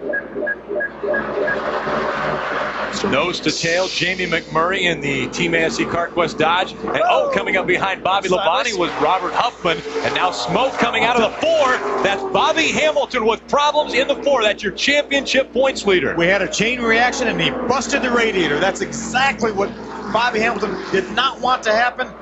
Unbelievable turn of events. He had bad luck here in the spring, finished 31st. We could see the water come out almost immediately. Had a chain reaction situation. Bobby Hamilton with a busted radiator. Now, a week ago, Chad, they came prepared for anything. How long will it take them to change a radiator on this truck? Well, under green flag racing, it's going to take several laps. Although they are prepared, they still have to go behind the wall, pull the old one out, put a new one in, make sure the brackets are all set. It'll take several laps. Ray? Well, they do have a radiator ready to go here, guys, in the pit. They also have the quick cool-down unit ready to go. The hood comes up here on the Square D Dodge, and yes, they have determined that they are going to have to change the radiator. So this is going to be many, many laps. 07 is in the wall right in front of Hamilton's pit here in the center of turns 1 and 2. So this may help a little bit as we slow down under caution. When they go under caution, of course, takes a lot longer time. If he'd stayed under green here for Hamilton to change this radiator would have been devastating. Not that this is going to be good, but a caution will help. Unfortunately, all he had was a flat tire in the spring, and he finished 31st. So Bobby Hamilton, as long as it's going to take to change the radiator, is going to be relegated to a finish somewhere again, more than likely, in the 30s. That's just what his other competitors, the other 3 in his championship battle, were wanting to see happen. Not that they wanted any bad luck, but they were hoping somehow to get back in this championship hunt, and this is going to do it. And let me point out, the other 3 in that championship chase are running extremely well. All 3 of them are in the top 5 right now, so this could be a big swing in the points. And it looks as though the leader, Ted Musgrave, will bring down the lead lap trucks, and that includes the 46 of Dennis Setzer. Now, Setzer had pitted earlier, and now he chooses to pit again following Ted Musgrave and the 6 of Matt Crafton. Wendy? The 99 of Carl Edwards comes down pit road. They decided not to pit early in the race because they weren't sure how their truck was going to be on long runs with all those cautions. They are pulling the rubber out of the right rear. You see John Armstrong takes a little bit more time on the right side. Let's check in with Dennis Setzer. The 46 is on, Ray? Hey, yeah, okay, here we go. Dennis Setzer came to pit road, guys. They took 2 pounds out of the left front, 1 pound out of the right front. Dennis Setzer said he needs to get through the center of the corner better. 4 tires for Ted Musgrave here on lap 111, but no changes to his chassis. We'll see where these guys come out in the lineup and how long it'll take them to work their way back to the front. And you saw them stop until the stop-and-go gentleman turned the paddle around, so they saw green. They don't want to have any mental mistakes right now in this championship hunt. One other thing they also saw was Bobby Hamilton on pit road with the hood up. So they know they're good. If they can stay on the racetrack here and get a decent finish out of it, they're going to gain a tremendous amount of points on Bobby Hamilton. Just what they need to get back in this championship battle. Travis Quapple in the Toyota All-Star Showdown, which is live on Speed next month. He is out in front. He will now be our leader. He's the 3rd different leader. Bobby Hamilton has led laps. Ted Musgrave led laps. And now Travis Quapple out front. Rick, let's see if we can take a look at what caused Bobby Hamilton to lose his radiator. We had a chain reaction situation. See, the 13 of Andy Houston is right in the middle of your screen. That's Andy right there, and he's up on the high side. And you see the chain reaction. Bobby runs into the back of the 12 truck of Robert Huffman. Immediately, you see the steam coming out of his truck. He punctured the radiator right then, and that's what caused him to have to come to pit road with a busted radiator. We started this show saying that the only thing that the guys behind him could hope for was problems with Bobby Hamilton. That's exactly what's happened. Dear Darrell, you were voted most popular driver in 89 and 90, but What's going on with Matt Crafton? Well, Rick, we talked about pit road and how busy it would be today. Crafton came down here on lap 111, went back to the racetrack. He was second when he left the pits, but guess what? Loose lug nuts on the left tire, and that way he had to come back down pit road, so that'll change his position. Jack Sprague will restart second in this race. If he gets just a couple more laps of caution, they believe they can go the distance without pitting again. Travis Quapple leads the field to the green flag, and we restart the Kroger 200 at lap 117. Jack Sprague could be something to reckon with now. If he can stay on the racetrack and not have to pit anymore, he's got great track position. He's been able to pass some trucks on the outside, some good trucks. You know, the battle we saw that Bobby Hamilton got involved with, well, Jack Sprague was able to pass Andy Houston on the outside. That's why he was not involved with that. He'd already driven by Andy on the outside. Kelly Sutton in the 0-2 getting bounced around. Now she's relegated to the outside. Charlie Bradbury behind her in the 78. I want to point out that Ted Musgrave, who's really dominated this race so far, restarted after pit right there in 13th position with Dennis Setzer right behind him. We'll have to see how long it takes him to work their way back up to the front. Oh, Kelly Sutton gets spun around, and right behind her was the 46 of Dennis Setzer. I think he made it through. We see David Rudiman having problems. As the 18 of Chad Chaffin on the inside. I know Dennis Setzer was right beside Kelly Sutton when she got sideways. Ted Musgrave was very, very close to that accident, along with Dennis Setzer. The 21 of Hank Parker Jr. also involved, and serious damage to the front of that truck. And he was running real. Here's a replay of what just happened. See the 0-2 truck of Kelly Sutton on the outside. That's Dennis on the inside. They make a little contact. He's clear of it. Charlie Bradbury makes some contact. You see Musgrave, he got in the back of Charlie Bradbury, and all these other trucks came along with nowhere to go.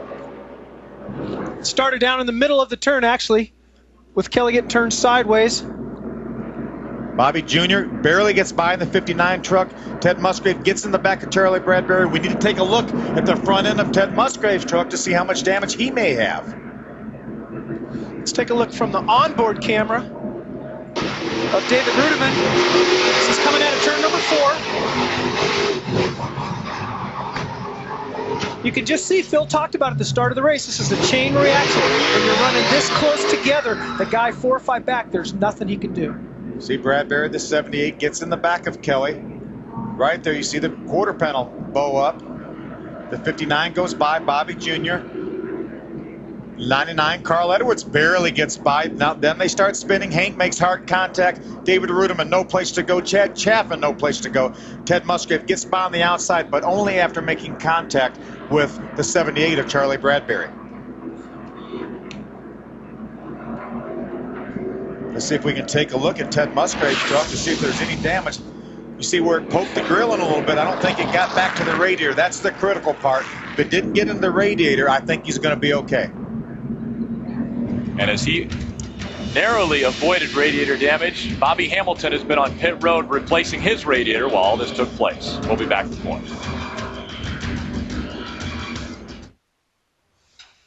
Because there are low visibility projects, we make high visibility sockets. The right tool for every project. Innovations for the good life. Craftsman at Sears. With our laser track level, you can level things on up to 3 walls with one setup. The right tool for every project. Innovations for the good life. Craftsman at Sears. Pair of The Simpsons. Homer, his family, and friends from Springfield return for another season of laughs, only on Fox. That's Simpsons season premiere, November 7th, 8 p.m. Eastern. Damage to quite a few trucks being taken care of. The safety crews out on the track taking care of some of the fluids that have been put down. And 16 laps ago, Bobby Hamilton was involved in a pileup of sorts and had to have a radiator repaired. We'll take a look back at that. We're down here in the corner. Bobby's at the right of your screen, there's right Bobby there. Hamilton right there. And watch what happens Immediately, you see the steam coming up from his radiator that had a hole poked in it from the 12 truck of Robert Huffman as a chain reaction to slow down. Bobby couldn't see what was going on. Couldn't get his brakes on time. Phil caught it immediately as soon as we saw the steam, and then they went in the pits, changed the radiator, took 15 laps. Yeah, Danny Rollins and his guys did a great job getting that radiator changed in that short amount of time. With this most recent accident, though, he's probably going to gain a few positions. Hank Parker behind the wall. David Ruderman, I think, is behind the wall. Kelly Sutton behind the wall. So he may gain a few spots. He's being shown right now in the 32nd position. We learned last week at Texas that Bobby and them were prepared as they geared up to points race this last 5 races for this exact same thing. It paid off because they practiced changing these types of things at the shop. Standing by with Hank Parker Jr., Ray Dunlap. Well, thank you, Rick. Lots of work going on down here on the Airvest Toyota. Is this truck fixable? Can you get back in? We might be able to. It's hard to say right now. The radiator's pushed back to the oil filter, and that's never good, man. We had a great Airvest Toyota Tundra. Be able to run up there in the top 5, track position was so important, and my truck was just getting better the longer that we ran. And I was dreading seeing that caution come out, but I knew we'd have to go back to the back of all that, and just got caught up and looked like some lap cars had it all tangled up and nowhere to go. Well, that's for sure. And you see there's the 21. Now look right over here, guys, is the 02 Kelly Sutton's Compaxton Chevrolet. All kinds of damage here. Also the radiator knocked in on that. And as you said, Phil, just to our right a little bit, here's the NTN Bearings Toyota. David Ruderman comes to the garage to fix his radiator also. Wendy? Carl Edwards did have a little bit of damage on the right rear corner of his truck, and they are running for a championship here. So what did they do? They sent one of their guys, Junior Paxton, an employee of Roush Racing, outside the tunnel. He ran outside turn 4 to check out the damage on the right-hand side of Carl's truck as he went through turn 4 very slowly. Junior Paxton came over the radio and said it was only cosmetic damage. And you can do that on a short track. I mean, I could have told them that. They didn't have to send Junior outside the track. And let's take a look at the incident, why we're under caution. Kelly Sutton up in the Team Compaxton number 2 gets spun around sideways. And because of that, chain reaction takes the 21, the 17. The 1 of Ted Musgrave narrowly escapes on the outside.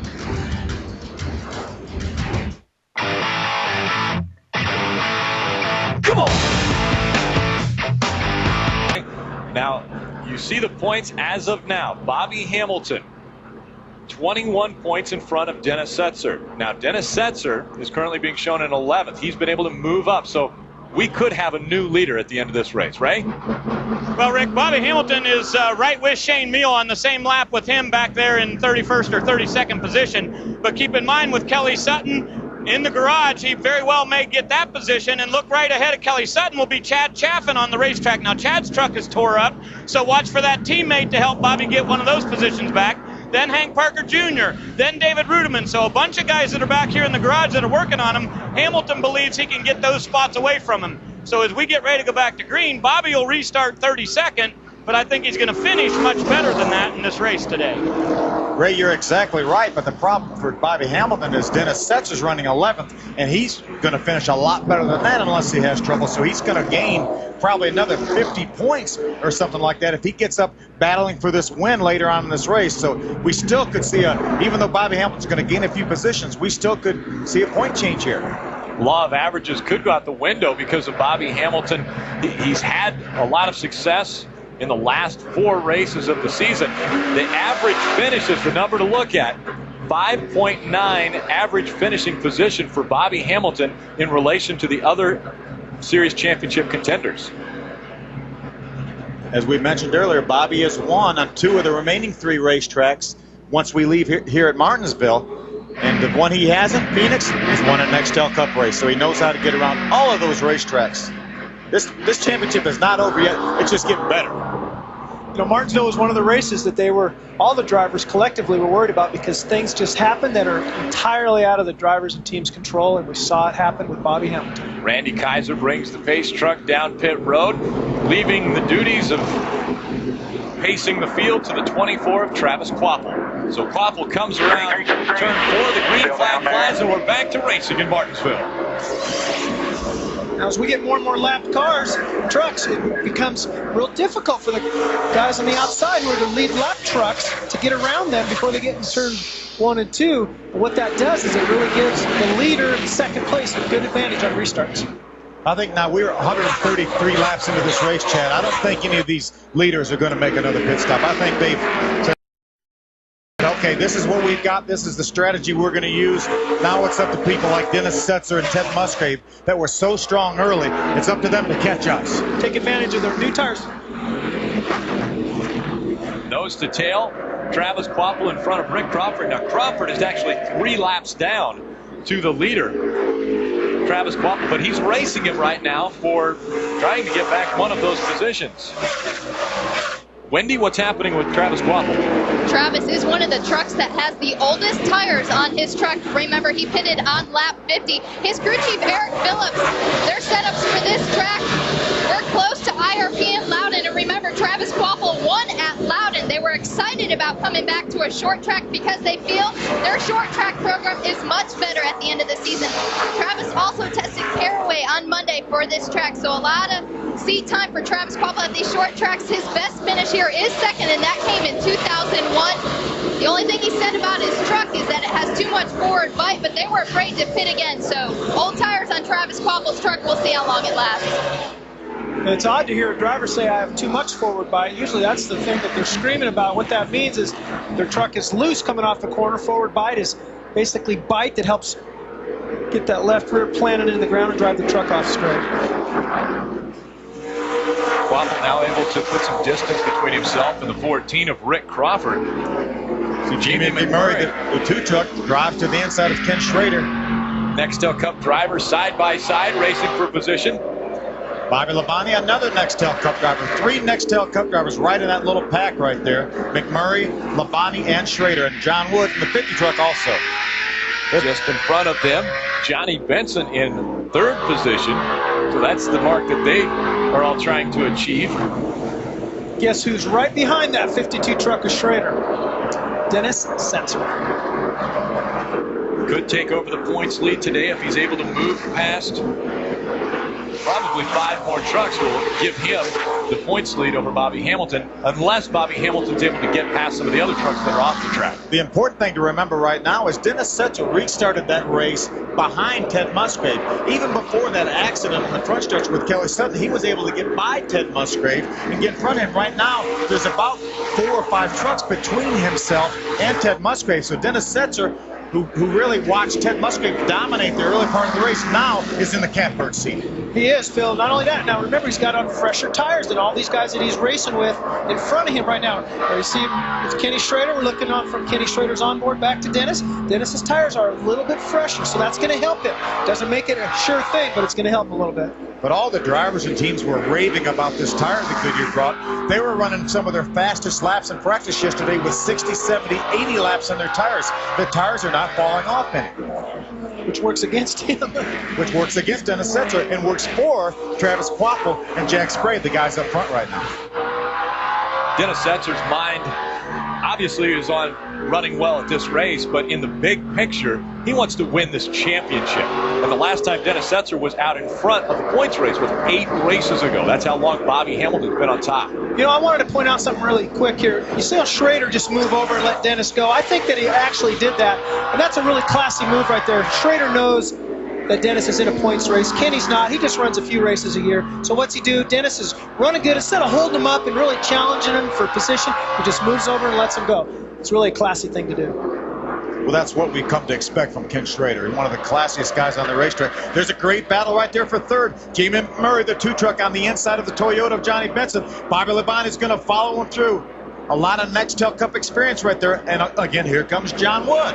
Jamie McMurray in the number 2 has claimed a pole in that truck, and now he wants the victory. The 2nd place finish that he followed behind Ted Musgrave, those were the 2 dominant trucks on the track. Wendy, what's happening with Jamie? Jamie Mack has been pretty tight all day is his only complaint. He said the pedal hasn't been firm since they unloaded, that it feels squishy. Bill, can you add on what what that means. He's probably boiling the brake fluid a little bit, Wendy, with the brakes. You use so much brakes here at this racetrack. There's no racetrack on earth that you use because of the design, this paperclip design, where you use more brakes than you do here at Martinsville. If he's got a bit of a spongy pedal, he's probably having to pump the pedal down each straightaway, and you get used to that. Drivers get used to that. It's just part of running here at Martinsville. Jamie McMurray in third, Bobby Labonte fourth, Johnny Benson Dennis dropped back Setzer to sixth. taking a look at underneath Johnny Benson going down into turn number 3, and he's got the position as he drives underneath him, gets in the gas a little bit earlier. Off he goes. You see Dennis Setzer's truck, not a great deal of body damage to that truck. He's been running up front, running in packs, but he knows how to run a short track. He knows how to save something for the end of the race. Dennis Setzer's one of the best short track drivers in the country. He's won here twice. And Dennis Setzer knows how to avoid problems. He was right on the inside of Kelly Sutton when that last caution came out. He was able to avoid. You know what I call that? Luck. Sometimes you get lucky too, Rick.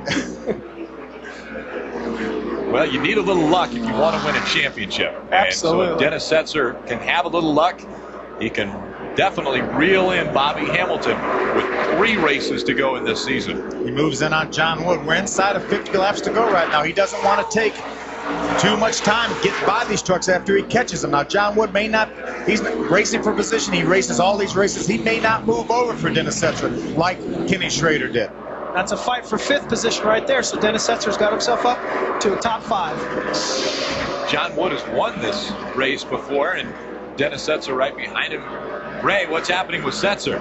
Well, Rick, you know, I've been watching the stats on Setzer, and of course, as you documented, it's been 9 races since he was at the front of the pack. And bonus points will certainly play into this championship this year. He's got 2 wins here, a 3rd and a 2nd in his last 4 races. But the last time we were here in April, Setzer did not lead. They have been on the radio reminding him of that, to be cautious, work your way to the front easily, but we definitely want to try to get up there and lead a lap, because those bonus points are going to be important at the end of the year. And we'll look at those bonus points as Ken Schrader comes down pit road. Something wrong with the Federated Auto Parts Chevrolet of Ken Schrader. Definitely an unscheduled pit stop for Kenny. And a fuel stop, Phil. Fuel stop. I don't understand. Quite understand that. Other than, I guess he needed fuel. Kenny pitted back on lap 50, unless he has maybe the pickup in the wrong place or something like that, or not getting all the fuel picked up. He should be able to run 140. There's a battle. There's a pass for position. Dennis Setzer, another 5 points, gets by John Wood for the 5th position. And the bonus points are so important. Bobby Hamilton, Ted Musgrave have both led on this track today in this race, so they have 80 bonus points up to this race. And actually, Ted Musgrave will add another 5 bonus points because he has led the most laps and will be credited with leading the most laps at this race. So he'll have 85 bonus points. Bobby Hamilton with 80. And look at the bottom of the list. The least amount of bonus points, Dennis Setzer. 45 bonus points less than both Ted Musgrave and Bobby Hamilton. But the good news for Bobby Hamilton, remember we talked about him being in the 32nd position. Well, he was been able to get by all those trucks that were involved in that accident. He's now in the 26th position. But if nobody else has any trouble and falls out of this race, that's about the best he can finish. And Dennis Setzer is still moving forward. Let's talk about how they get those bonus points. They either lead a lap, the most laps, or win the race. So it kind of puts in perspective what Dennis Setzer hasn't done that Bobby and Ted have been able to do. Travis Quappel in his Toyota out in front of the field. In the last 2 races, Todd Bodine has been able to win in Toyotas. We'll see if Travis Quappel can win his 3rd race of the season.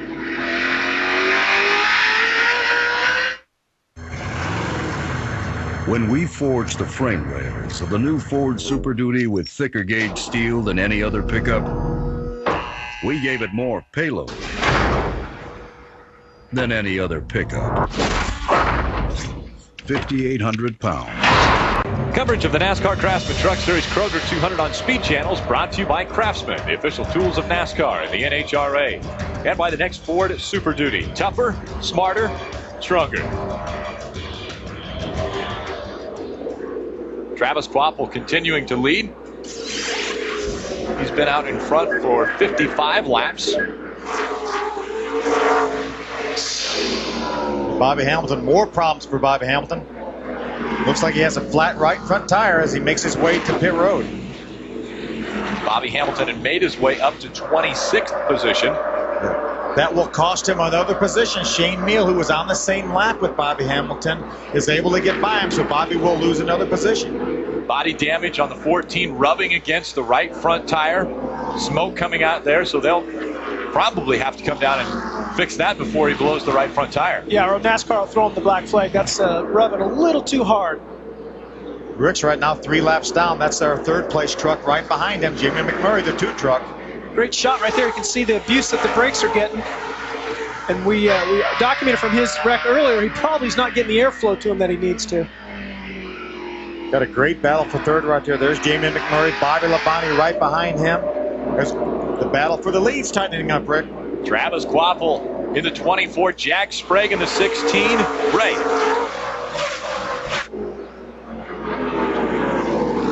Bobby Hamilton put on right side tires, had a fender rub on the right side, and so he did come to pit road. Now, guys, you got a monitor there. Tell me who he's running with, and is there any more positions he can gain in this race? Well, it looks as though Bobby Hamilton, his closest competitor that he could gain positions on would be Shane Meal, but with Shane Meal on the track 2 laps in front of him, it will be very difficult unless problems happen for Shane Meal.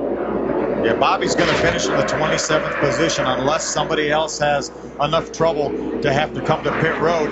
The 67 truck of J.R. Patton, who is in front of Bobby Hamilton, is on pit road. Don't know if it's just something small, if it could be terminal damage. That would be another 3 points if J.R. Patton is not able to get back on the racetrack.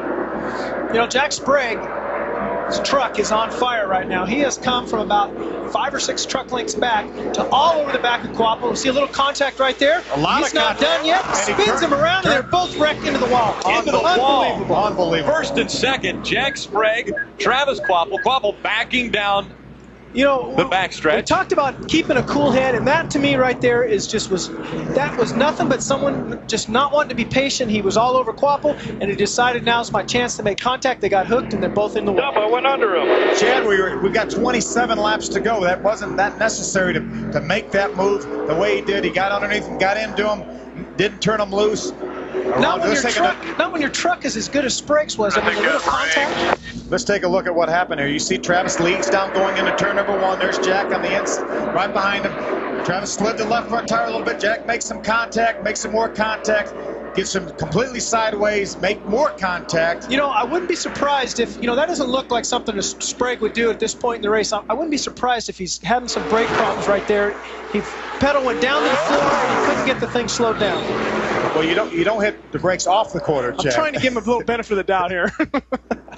And we could hear the engine revving on Travis Quaffle. He did an incredible job trying to save this right here. He hits the accelerator, but there's nothing he can do when the right rear tire was completely off the wheel. And the problem was Jack was right there in the inside. He started going forward, but then he ran into Jack's truck, and that turned him back into the outside wall. There's Jack Sprague behind the wall with some heavy damage to the right side of his truck.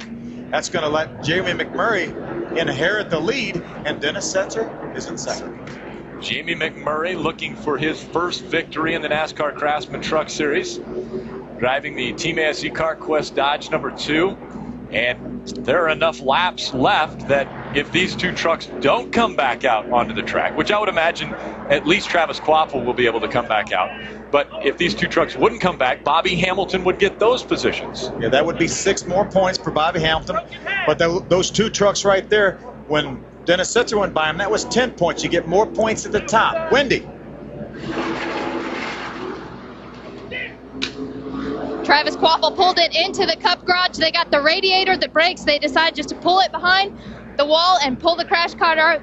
They'll start making repairs as best as they can to get back out there. Let's go to Ray. Well, Wendy, over here for Jack Sprague's number 16 Chevy, they're done for the day. The right side, so much damage. A bunch of crew guys from the 46, of course, ran over here to see if they could help, but the day is definitely done with only 25 laps to go. No way that they'll get any of that done. Jack, what happened out there on the racetrack? Looked like you got a good run on the 24. Well, it's a shame for both of us. I mean, it's short track racing, but he went into one. He smoked the front tires with the brakes. Pushed up. I got under him. Probably didn't know I was there. He came back down. We got together, and we couldn't get apart. We hooked up and couldn't get apart. But Chevy truck Silverado was pretty good. We got took out early, went to the back, worked our way back to the front, and had 25 laps to go. Just maybe I shouldn't have stuck it in there, but heck, it was my only chance to get the lead, I think, or that first chance I had. And I'm sure he didn't know I was there. I mean, it's just one of them deals. I hate it for both of us. Well, these guys went to victory lane at Mansfield, of course, in the number 16, but it's been 17 races, so Jack Sprague was trying pretty hard. Wendy? Travis Quapple sits in his truck. Travis, we heard your crew chief, Eric Phillips, very angry on the radio. He's expecting NASCAR to do something. What was it from your point of view? Well, he should be. I don't know. We had a great truck. We got caught up in a little bit of traffic. Sprague was coming. I don't know if he'd ever been able to get by me if he didn't run me over. But I got held up in some traffic. It's the only reason he caught me. But I don't know. I guess he thought he'd just turn me around. Did you slide the brakes at all? I got in the corner a little hot. I was up the racetrack just a little bit, and he must have thought there was enough hole there, and he got in my left rear. And as soon as he got in my left rear, cut the tire down. So unfortunate for this Line X team. We had a great truck today. Unlike Jack Sprague, Travis Quapple's team is working on it. They are going to try and get back out there because he is still was only 10 points behind for that 7th place points position of David Starr going into this race. Rick? Thanks, Wendy. We're going to look at this again. Well, here they are right here going down the straightaway. And you heard Sprague say that maybe he got in and smoked the tires. We don't see any smoke, but he did move up a half a truck length, and then Jack got in the back of him. They couldn't get apart.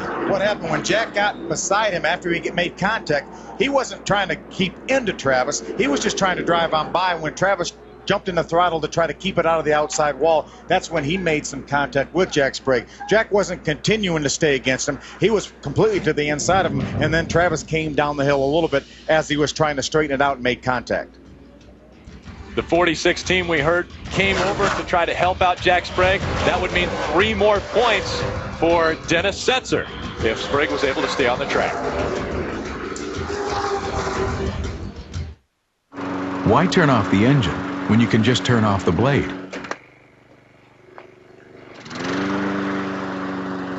The right tool for every project. Innovations for the good life. Craftsman at Sears. It projects a perfectly straight laser beam, so you can end up with a perfectly straight cut.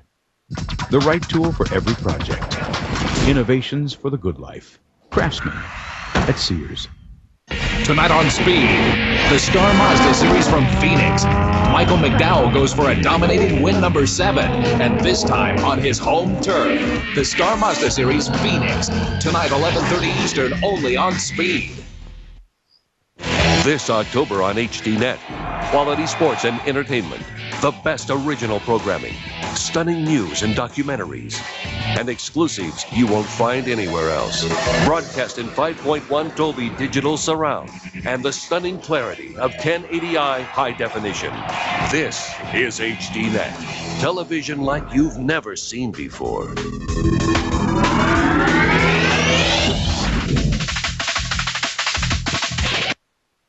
What's included in a sandals vacation?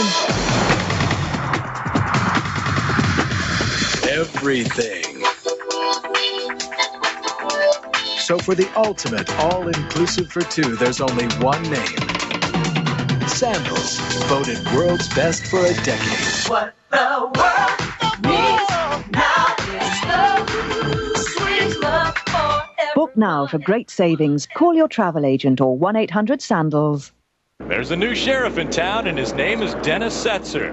He takes over the points lead from Bobby Hamilton because of the damage done to the Square D Dodge. And Bobby may get one more position. He may be able to get by Jack Sprague if Jack stays behind the wall. But Dennis Setzer has got one more spot he'd like to get to, and that would be 10 more points. Dennis Setzer would like to claim his 3rd victory at Martinsville Speedway, but he has to go by the number 2 Dodge of Jamie McMurray to accomplish that. That's not going to be a piece of cake. Jamie McMurray wants to join the list of drivers that have done the triple header. One in Nextel Cup, one in the NASCAR Busch Series, and one a Craftsman Truck Series race. Jamie desperately wants to get on that list.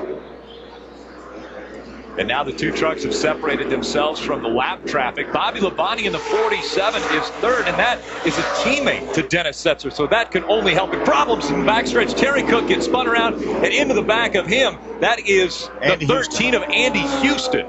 And he had such a great run going. Ran over us and wrecked us.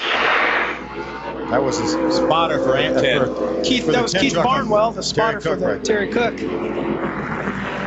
Felt that somebody had wrecked Terry, and that's what started the whole thing. And you see the damage to the back of that truck. Obviously, someone got into the back of Terry, got him spun around. That was the smoke you saw from the tires spinning. This isn't hurting Jamie McMurray at all as he sits in the lead with just a few laps to go. Take a look at this latest caution. The 6 truck of Matt Crafton gets in the back of the 10 truck of Terry Cook, turns him around. Here comes Andy Houston, nowhere to go, smoke everywhere, runs in the back of Terry Cook. Tough break for both of those guys. They've had a great run going. Both of them were right knocking on the door of the top 10. Another look here, you see all the smoke. Drivers can see nothing. Bobby Hamilton Jr., the 59 truck, just trying to pick his way through there. You really are helpless at that point because you can't see anything. Your spotter's telling you where to go, but really your spotter can't see anything at that point either. Todd Bodine narrowly avoids Terry Cook as he gets by on the inside. Andy Houston, unfortunately, not quite so lucky. Riding along with Johnny Benson. We'll take another look. Johnny runs in the back of Robert Huffman. Whoa, whoa. Was that Bill Davis? That is spotting at its finest right there. Just stop, Johnny. Stop. Don't go high, don't go low. Just whoa, whoa, whoa, whoa. That's spotting, and that's from his car owner right there, Bill Davis. So he was spotting not only for concern, but also because he didn't want his truck tore up. Inside of 15 laps to go right now. Jamie McMurray would love to see them spend about 10 more laps cleaning up this racetrack. At least. Because he knows Dennis Setzer has a great truck, but Jamie McMurray also has a good truck. So this could be a great battle right down to the wire. The track crew continuing to clean up any debris that has been left on the track. And just so you're aware, once we get inside of 10 laps to go, we will go single file line. Wendy? Terry Cook on that caution. The spotter for him is Keith Barnwell, his owner. He came over the radio and said, sorry, I was talking to Rick Corelli, the spotter, on Matt Crafton's truck. So you take your eyes off for just one split second, and this is what can happen. The guys are on the right-hand side changing those tires. 4 tires and fuel is what they're going to do on the only right sides for Terry Cook. As he goes back out there, he was 7th when he wrecked. Well, those were the 2 trucks involved, the 6 of Matt Crafton and the 10 of Terry Cook. They may have been talking after that incident.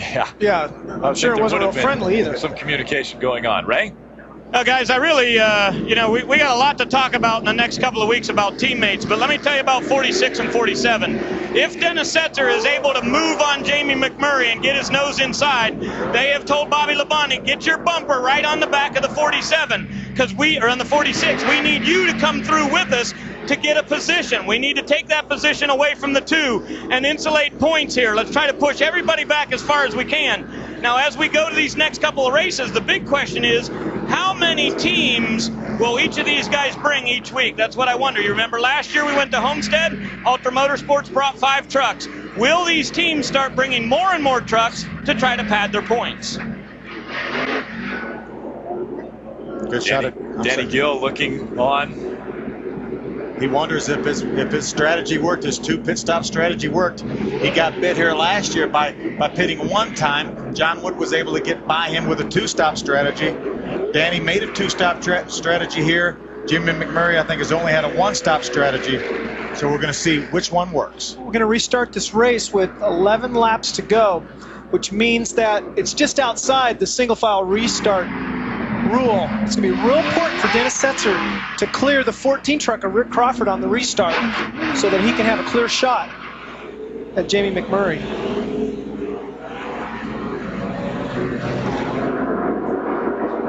Randy Kaiser on pit road. Jamie McMurray leads the field to the green flag, and we're back underway with the Kroger 200. 10 laps of racing to go. Jamie McMurray looking for his first ever Craftsman Truck Series win. Bad break for Dennis Setzer. Just as you mentioned, Chad, Rick Crawford not only stayed in front of Dennis Setzer, he looks to the inside of Jamie McMurray. He's 2 laps down right now. He would desperately like to get back on the lead lap, but it's so late right now. I think right now he's dictating who may win this race. There you see Rick Crawford. I knew Rick Crawford was not going to stay there and interfere with the outcome of this race. And he may have got over just in time. Any more length of time, and I would, if I was Dennis Setzer in the 46, I would have let him know that I didn't appreciate it. Rick Crawford said, hey, let me give it one try here, see if I can get in front of Jamie McMurray and maybe drive away and get out of the way. He wasn't able to do that. He pulled over, let Dennis Setzer and all these other drivers race for the win. Bobby Hamilton in just 2 laps will take over the 26th position from Jack Sprague. That will give him 3 more points, which will separate first and second in the points by just 1 point, with Dennis Setzer out in front. Now, if Dennis Setzer is able to get by the 2 truck of Jamie McMurray, then he'll put a little bit more distance between himself and Bobby Hamilton. That would be a 15-point gain for Dennis Setzer because he has not led a lap, and he gets 10 extra points for winning over what he would get for second. 15 points for Dennis Setzer if he can get by Jamie McMurray. Big points for a team looking for their first ever championship in the NASCAR Craftsman Truck Series.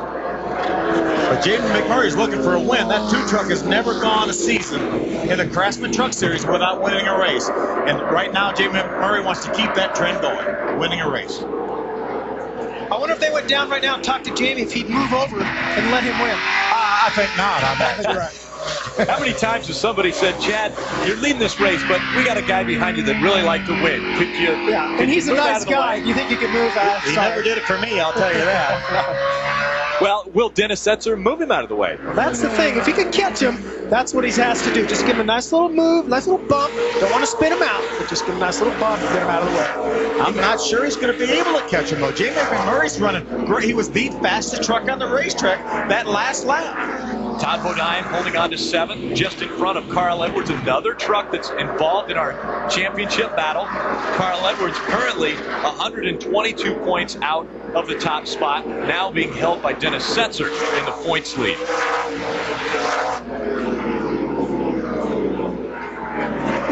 Under 5 laps to go, 4 laps to go for our leader, Jamie McMurray, looking for his first win. Jim Smith would love to see the 2 truck back in victory lane. A dominant performance by Jamie McMurray so far today as well. You see, the distance isn't really, he's not able to close the distance up at all. Dennis Setzer's not, so I think Jamie's in the catbird seat at this time. Now, I wonder if lap traffic will play into this at all.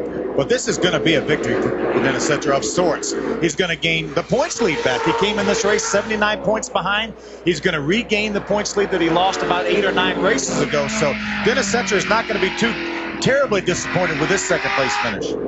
Coming by the start-finish line, the white flag flies. Jamie McMurray, just over a half a mile to go before he gets his first ever Craftsman Truck Series win. Ultra Motorsports has led 126 laps between Jamie McMurray and Ted Musgrave. Musgrave led 101 laps of this race, and Jamie McMurray wins the Kroger 200. Guys, good job, Trip. Good call. He was talking about his crew chief, Trip Bruce. Good call. A one-stop strategy for Jamie McMurray. It worked beautifully. Hit it on back on lap 62. Jamie McMurray claiming his first ever Craftsman Truck Series win at the same track that Bobby Hamilton got his first ever Craftsman Truck Series win, as did Scott Riggs. Hamilton in 2000, Scott Riggs in 2001.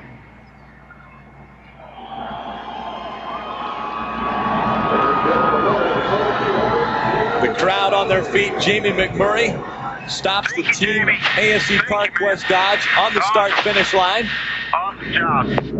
And he will celebrate this win in just his 24th start in the NASCAR Craftsman Truck Series.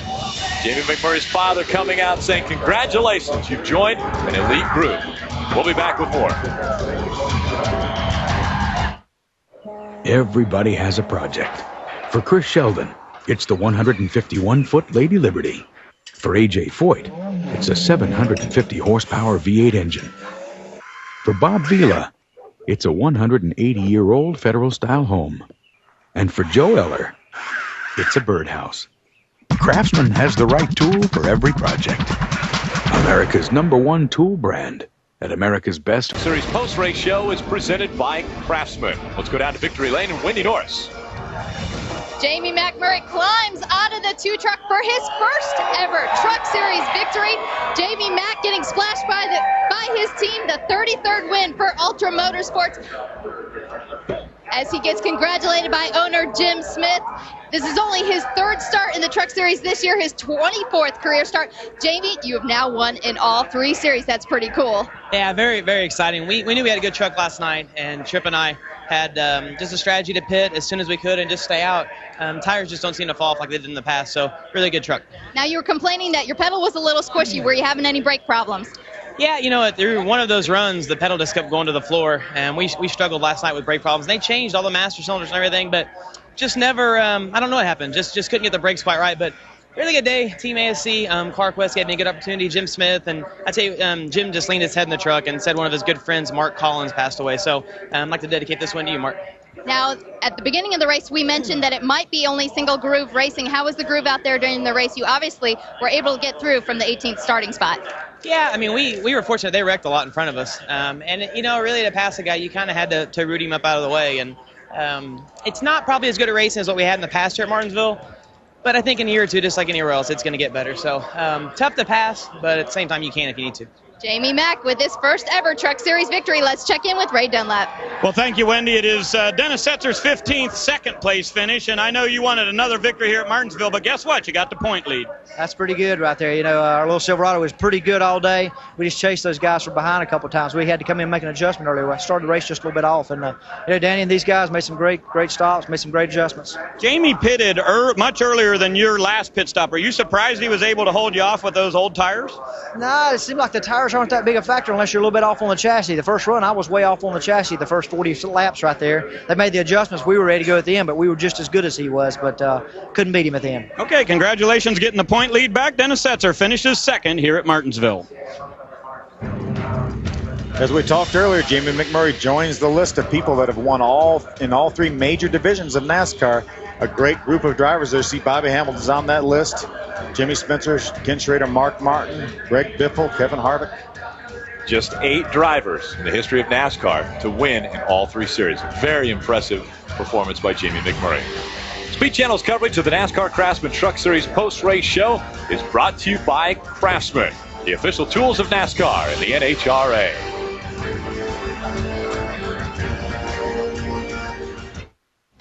Closed captioning on Speed Channel is brought to you by Best Western. Want to get the deal that Michael Waltrip gets? Then race over to bestwesternracing.com before this deal is gone. Trailers don't have anti-lock brakes. See, this one goes here, and, well, whenever I'm trying to put decals on the side of a truck, I normally just sit on an old 5-gallon bucket. But the problem is it's really not very comfortable. Hey, Ray, how about a 1-inch wrench? Here's your wrench. Now, don't bother me. I'm trying to do television. Thanks. Okay, now when Rick goes back under his truck, he's riding on a Craftsman Creeper.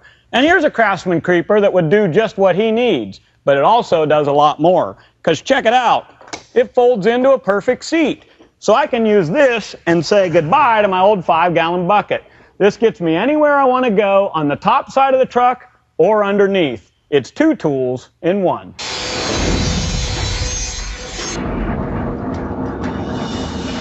We take a look at the Ford top 10 point standings. Dennis Setzer reclaims the top position from Bobby Hamilton, but just by 1 point. Unbelievable. Now we've got 4 trucks inside of 122 points with 3 races to go. Bobby Hamilton finishing 18 laps behind our leader, Jamie McMurray, stands by with Wendy Norris. Bobby Hamilton comes home 26 today after changing that radiator on pit road. Bobby, you lost the points lead, but it's only by 1 point to Dennis Setzer. I knew it coming in here. This place, they've done a great job servicing it, but the speeds are almost too high to race. But, I mean, it was a heck of a race for the fans. But, you know, I've always said it's easier to be chased, you know. Now I've got to chase, and they got to worry about it. So we're going to win this thing. I mean, they're talking about firing their crew chief. I'm trying to hire him. They got all kinds of turmoil going over there. So Merited one's going to win it. They ain't got a chance. I guarantee you they're worried about Darlington and Homestead. Well, you hear it from Bobby Hamilton. All kinds of rumors and team swapping could be taking place. Rick? Bobby Hamilton's won at both Darlington and Homestead. That's why he mentions they're worried about Darlington and Homestead. Unofficial results, Jamie McMurray claiming his first ever Truck Series race.